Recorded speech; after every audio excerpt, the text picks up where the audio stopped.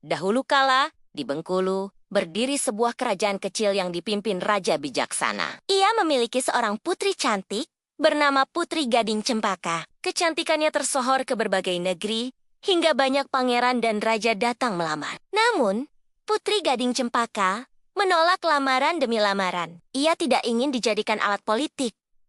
Ia hanya ingin menikah dengan pria yang tulus. Suatu hari, seorang raja dari negeri jauh datang melamar. Lamaran itu pun ditolak dengan halus. Sang raja merasa terhina, lalu menyerang kerajaan kecil itu. Pertempuran besar pun terjadi.